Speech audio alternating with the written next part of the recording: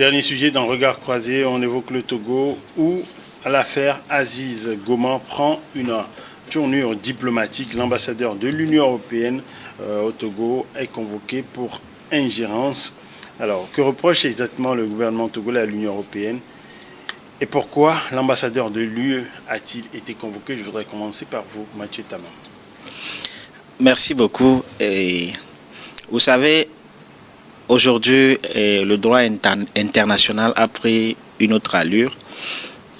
Et le constat, malheureusement, c'est que l'influence qu'avait l'Union européenne, les États-Unis et bien d'autres institutions internationales sur les pays africains, ce n'est plus le même aujourd'hui, avec la montée en puissance de la Russie également, la Russie, la Chine, qui sont une alternative diplomatique pour nos pays africains.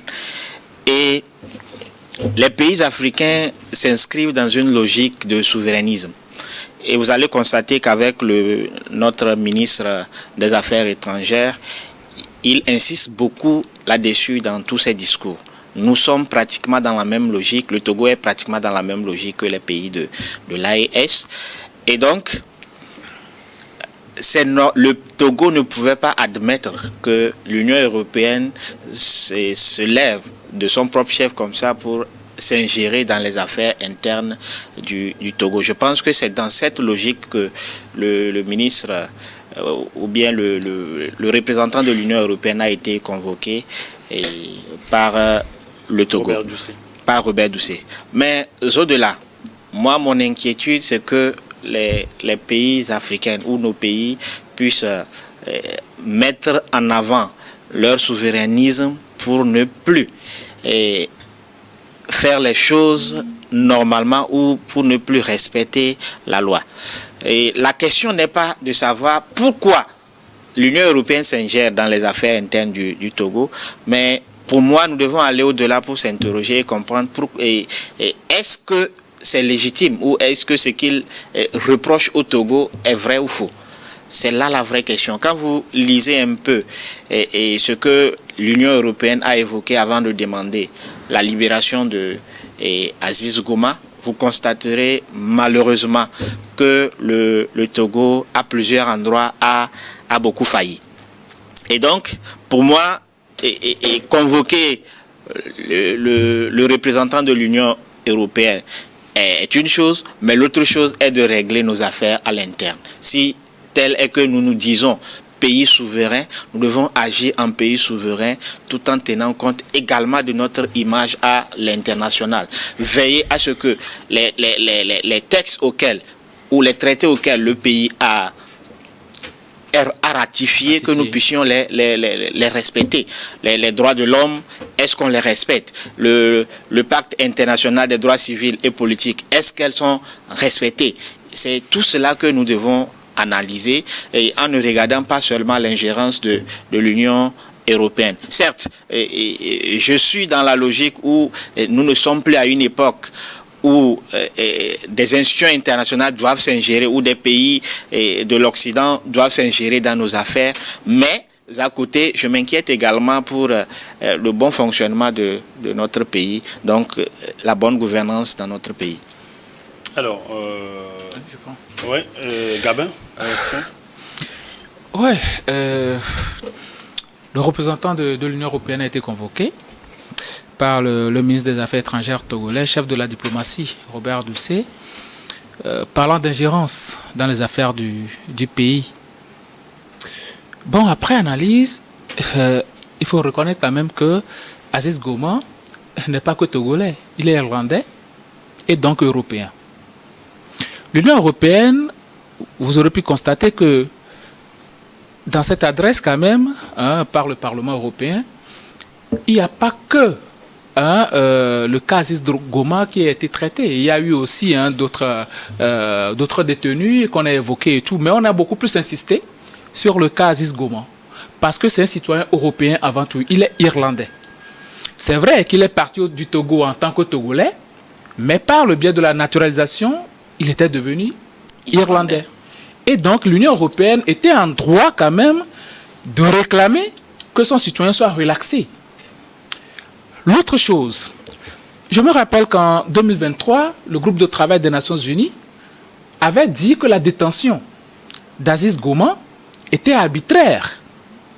Et par après, même la Cour de justice de la CEDEAO avait même condamné l'État togolais à verser des dommages-intérêts à Aziz Goma parce qu'il y avait des cas de torture qui avaient été évoqués.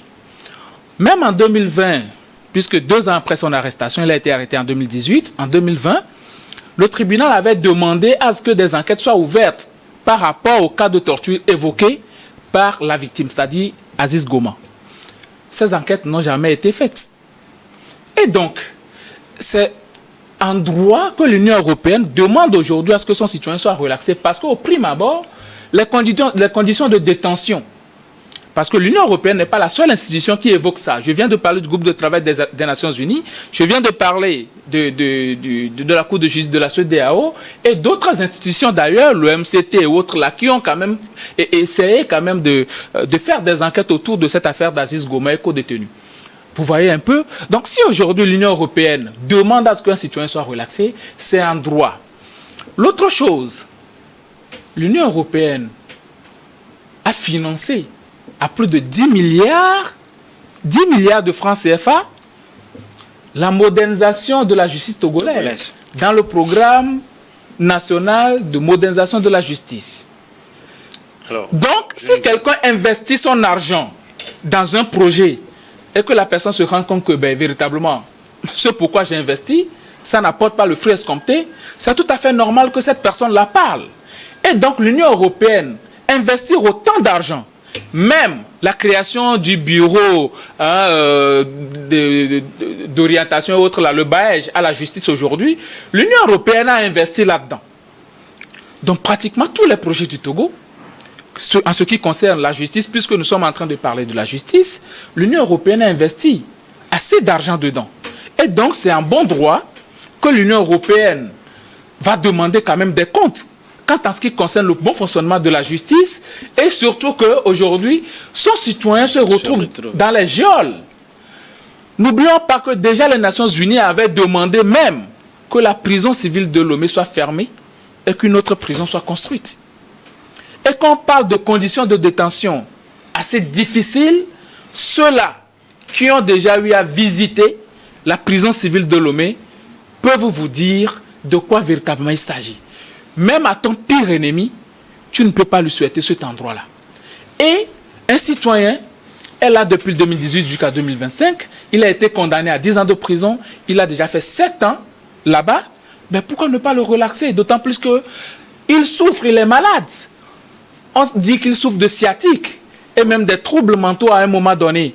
Beaucoup de jeunes qui sont rentrés dans cette prison-là, valides, aujourd'hui sont dans des fauteuils roulants. Je veux parler du cas de Prince Fadel, l'artiste là. Oui. Et Aziz Goma aujourd'hui, lui-même, il tient des cannes parce qu'il souffre du sciatique. C'est très difficile pour lui. Et encore, il a lancé une grève de la faim. Normalement, ça doit avoir un écho favorable auprès de nos autorités. Moi, ça m'a fait un peu honte que ce soit au Parlement de l'Union européenne qu'on parle de cette affaire des détenus togolais. Parce que ça là, ça peut être résolu entre nous ici. Les gens ont passé déjà 7 ans en prison. Il faut juste, je ne dis même pas de prendre une loi d'amnistie, mais de les gracier pour que ces personnes-là retrouvent leur famille. Il y a certains même qui sont décédés. Donc aujourd'hui, on ne gagne absolument rien en maintenant quand même ces Togolais, parce qu'avant tout ce sont des Togolais. On ne gagne absolument rien en maintenant quand même ces Togolais en détention. Et on ne gagne absolument rien. Surtout, il y a aujourd'hui des Togolais à l'extérieur qui ont envie de revenir. Des Togolais avec des têtes bien faites, qui peuvent apporter aussi de leur génie à la construction de l'État togolais. Donc, moi, je voudrais quand même qu'on arrive à oublier ces histoires de souveraineté pour le moment. C'est pas faire d'ingérence. Moi, c'est pas ça qui m'intéresse. Oublions quand même 2 secondes. Oublions cette affaire d'ingérence. Parce que pour moi, l'Union européenne est en train de réclamer la libération d'un de ses citoyens et c'est tout à fait normal. Alors, réaction à Adama Adjorno? Non, vous savez, moi je vais m'en tenir sur l'aspect politique de la chose. Puis c'est de ça qu'il s'agit. Il n'y a pas de lieu politique que le Parlement. Donc ça voudrait dire à partir du moment où un Parlement se prononce, c'est le haut sphère politique. Donc parler de son aspect politique en laissant véritablement les autres. Puis on ne va plus revenir sur ces aspects dont tous les pays africains sont en train de se départir, notamment le fait qu'on puisse donc vous financer derrière une constitution, donc des dictats pour vous imposer des choses, donner liées donc à cette question de constitution, de prison, d'investissement que Gabin vient de poser. Moi, je ne suis pas dans ça, je ne vais pas faire ce débat-là parce que je sais que même aujourd'hui, c'est ce qui fait que les élections d'ailleurs dans tous les pays africains sont financées par les pays eux-mêmes pour éviter ces ingérences-là. Donc, je ne vais pas aller dans ce sens. Je veux m'attarder sur la question politique de la chose. Si tel est qu'on voudrait véritablement donc demander qu'on puisse donc libérer ou demander la clémence du président du Conseil pour libérer Aziz Goma, cela devait être clairement formulé. Ça n'a pas été formulé comme tel. Ça voudrait dire quelque part que il y a eu, en tout cas, des choses qui ont été dites et qui concernent carrément la politique du pays. Et je le disais tantôt, parlant donc du Parlement européen, comme le Parlement dans tous les pays, c'est le haut sphère politique. À partir du moment où ça a été donc introduit et parlé au niveau du Parlement européen, c'est la question politique qui se pose. Et moi, j'estime que, on dit, nous parlons de la justice. Et naturellement, puisqu'il a été donc... on ne parle pas de la condamnation, on ne parle pas des faits qui sont posés, on parle tout simplement de la finalité, de la santé qu'une va. Je suis d'accord. Bon, c'est vrai que pour moi, l'Union européenne reconnaît quand même qu'il a été arrêté dans des manifestations, pour avoir assisté à des manifestations. Et qu'il a été condamné. Voilà. Si tel est qu'on le reconnaît, je pense que la formulation serait quand même de demander une clémence. Et je pense que la question ne se poserait pas. Puisque pour moi, de toutes les façons, toute personne qui connaît véritablement la prison, surtout la prison de Lomé, de toutes les façons, tout le monde serait d'accord qu'on puisse donc accorder la liberté ou faire la clémence à ces gens-là pour qu'ils retrouvent calmement donc leur famille. Et je pense que plusieurs fois, moi, je suis revenu sur plusieurs débats en demandant de pouvoir trouver des passerelles pour libérer ces gens-là qui ont été arrêtés lors de ces manifestations-là. Malheureusement, ça a été donc porté à un niveau où on disait voilà, atteinte à la sûreté de l'État, etc. Et vous savez, c'est la cour d'assises. Et dans la cour d'assises, là, on a parlé d'atteinte à la sûreté de l'État. Je pense que je n'ai pas eu le temps de pouvoir suivre tout le procès, mais c'est un procès d'atteinte contre la sûreté de l'État. Et comme tel, je pense que ce qu'il faudrait, de mon point de vue, quand même, comme je l'ai dit, si tel est que le président du Conseil pouvait donc accorder la clé, puisque nous parlons des gens qui ont fait déjà 7 ans, il y en a qui ont fait 8 ans, il y en a également, qui d'ailleurs même à l'issue du procès vu, en tout cas la condamnation qu'il a été donc octroyée, certains d'entre eux, puis on ne le dit pas souvent, ont été aussi libérés. Ils ont été aussi libérés.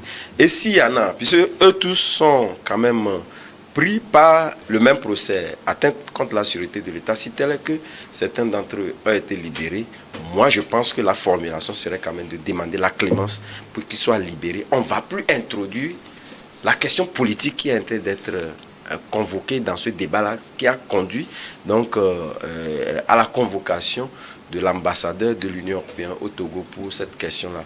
Donc si tel est qu'on veut la clémence, qu'on formule clairement la clémence, qu'on ne fasse pas de débat politique, ça va encore détourner l'attention et en tout cas compliquer la tâche à ce ressortissant-là qui aujourd'hui, je pense que l'Union européenne ne lui rend pas service en faisant les choses comme telles. On ne lui rend pas service parce que je pense que l'un de mes co-débatteurs le disait tantôt. Je pense que c'est Mathieu qui le disait. Le temps est révolu. Le temps où l'intrusion dans les affaires intérieures politiques de nos États est très révolue. Aujourd'hui, vous allez voir des pays aujourd'hui très allergiques parce que vous invoquez cette situation politique dans le débat intérieur d'un pays. Tous les pays essaient véritablement de compliquer davantage la tâche. Et je pense que telle que la question est posée aujourd'hui, on ne rend pas service à ce détenu-là. Qu'on puisse donc aller vers la clémence et serait quand même bon pour tous. Parce que c'est lui qui souffre aujourd'hui en prison. On dit qu'il est dans un état, etc. Bon, de toutes les façons, ceux qui sont là-bas, je pense que nous avons également des Togolais. Il n'est pas, en tout cas, un individu ou un humain d'exception. Nous avons des frères qui sont là-bas en détention. Donc il faut libérer tout le monde. Et nous faisons quand même des... je pense que le président du Conseil, souvent, il revient avec ces libérations. Nous avons constaté qu'il y a des libérations qui se font.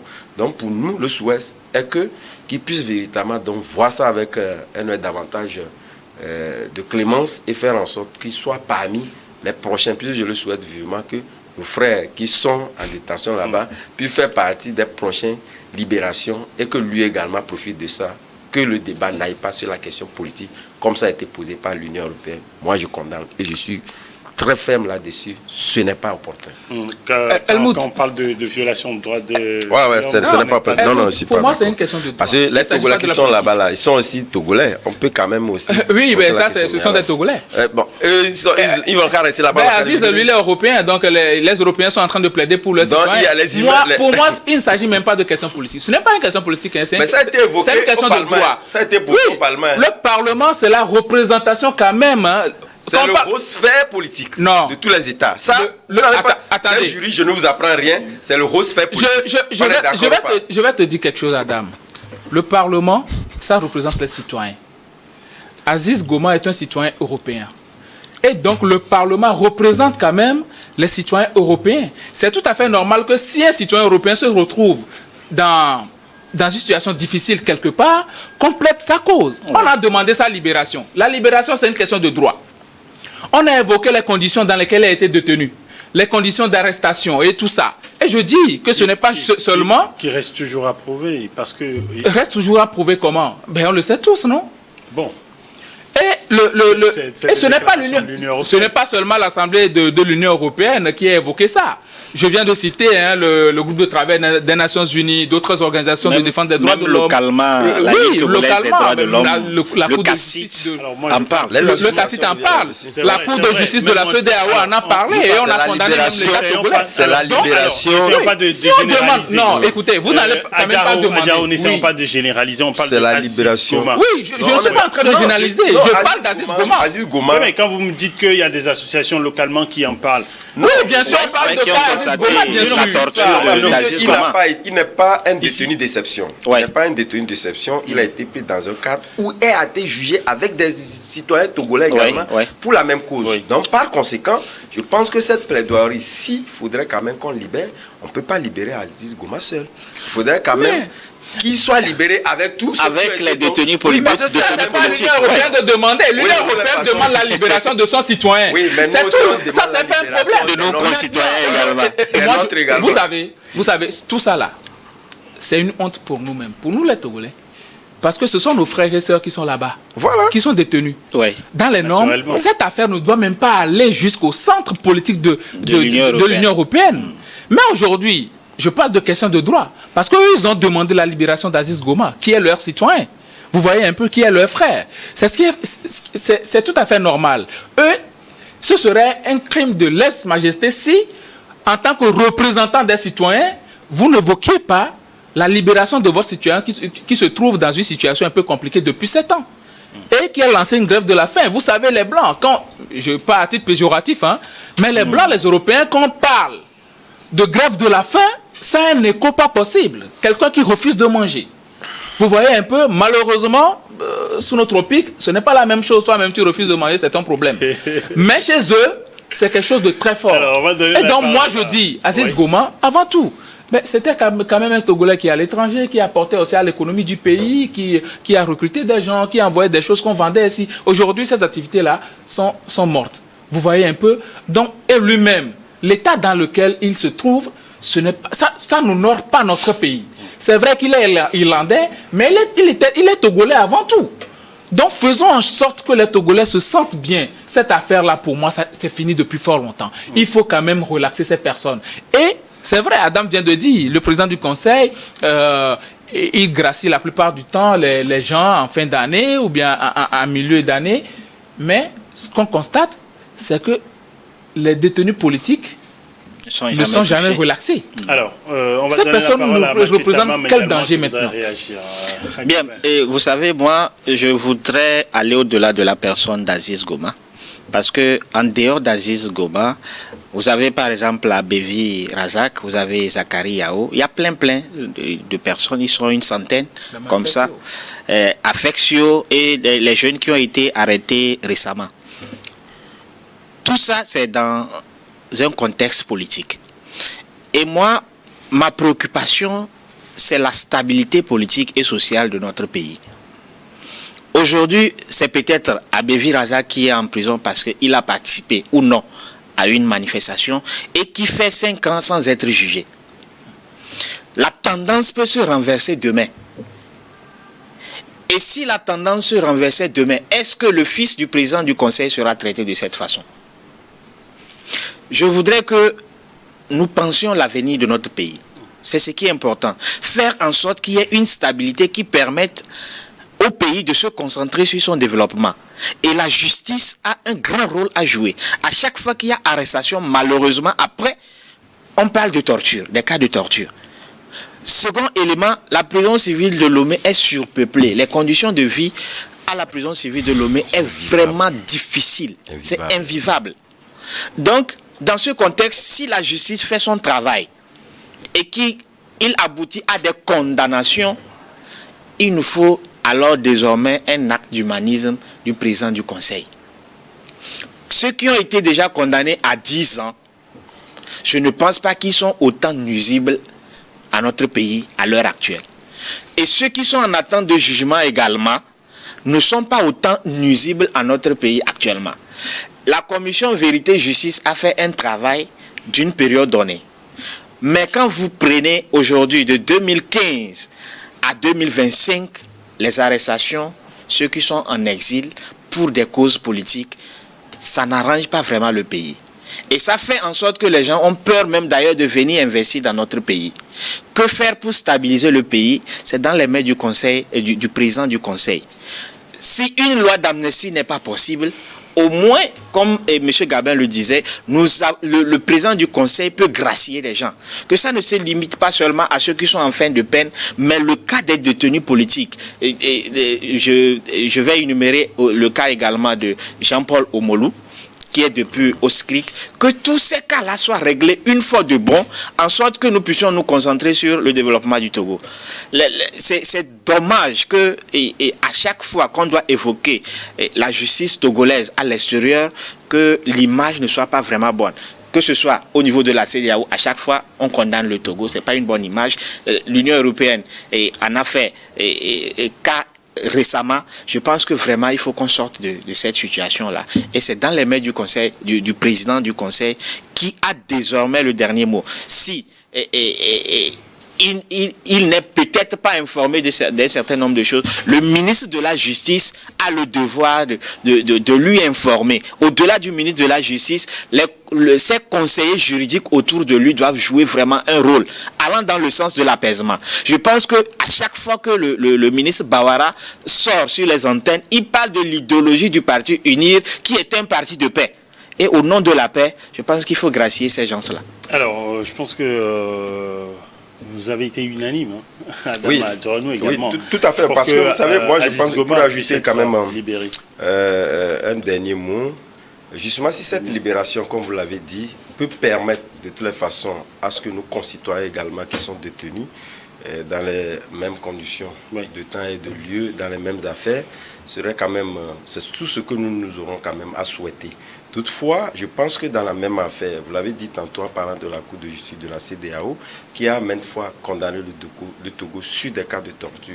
Et sincèrement, ce n'est pas véritablement donc une bonne image. Puisque quelque part, si nous avons confiance en notre juge et que cette justice-là essaie, lorsqu'on exporte les mêmes faits qui ont été jugés donc au Togo dans d'autres tribunaux, c'est pour permettre de voir l'efficacité et cette confiance-là qu'on accorde à la justice. Oui. Malheureusement, en tout cas, cette confiance-là est pour la plupart étant ternie. Ça veut dire qu'il y a un problème interne en ce qui concerne la justice. Ça, c'est un cas. Mais lorsque les gens sont finis donc être condamnés, et que, comme je l'ai dit, moi, mon souhait serait quand même que si cette libération puisse permettre de libérer nos concitoyens. Puisque moi aussi, c'est ce qui m'importe, en tout cas. Que nous, nos concitoyens, soient libérés. Moi, c'est ça qui m'importe. C'est important également. Bon, de toutes les façons, c'est un citoyen, en tout cas... Togolais et irlandais également. Bon, de toutes les façons, les autres aussi nous importent. Alors, merci Adam Adjronou. On va faire un dernier tour de table. 30 secondes par personne. Je voudrais commencer par vous, Gabin Diarra. Oui, bon, j'aimerais souhaiter quand même une bonne rentrée à tous les jeunes élèves togolais qui ont quand même repris les salles de classe aujourd'hui.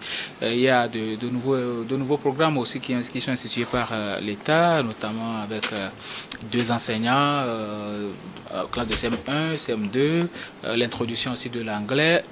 bon, bonne chance quand même à nos élèves et à nos petits frères. Merci Gabin Diaro, directeur des cabinets Juris Consulting. Un plaisir de vous avoir eu. Le plaisir est partagé. Mathieu Tamam. Oui, je voudrais également souhaiter une bonne rentrée à tous les élèves. J'ai une pensée profonde pour les enfants des détenus politiques. Et je souhaiterais que beaucoup de personnes se joignent à moi pour qu'on puisse penser à ces enfants-là.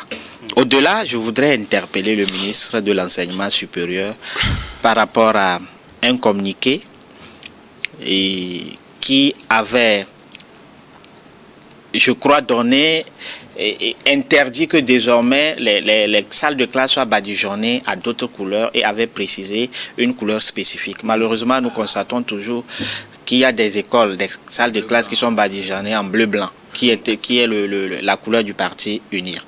L'école est un endroit pour tous, pas pour la politique. Et que le ministre veille à ce que sa décision soit respectée. Merci Mathieu Tamam, président de Génération d'Impact, une association togolaise. Un plaisir de vous avoir eu. C'est moi qui vous remercie. Adam Adjranou. Oui, je crois que l'école de la République aujourd'hui, avec tout le sérieux qui a été dans le gouvernement a pris, vous avez vu le ministère de la Sécurité qui s'est également impliqué sur les mesures sécuritaires, aussi bien les traversées, les mesures sécuritaires même prises en eux-mêmes. Il y en a qui vont véritablement le fustiger, mais lorsque nous remontons dans d'autres pays, vous avez vu au Nigeria où pratiquement avec cette question, c'est très nécessaire qu'on puisse véritablement donc introduire cette question sécuritaire-là dans l'approche à la rentrée. Nous l'avons parlé, il y avait la question de casque, mais le gouvernement a essayé d'extraire cela, que cela ne puisse pas impacter les élèves. Ça voudrait dire qu'il y a une volonté profonde que le développement passe par ces apprenants-là. Et donc je tire chapeau au gouvernement de continuer sur cette lancée. Merci Adam Adjranou, journaliste, confrère et analyste politique. Un plaisir de vous avoir. C'est moi. Et merci à l'équipe rédactionnelle et l'équipe technique derrière cette émission. Bonne rentrée à tous les élèves du Togo. Bonne suite de le programme sur New York Info 1. À vous, nos chers téléspectateurs et chers internautes, n'oubliez pas de liker cette émission et de la partager autour de vous sur notre chaîne YouTube.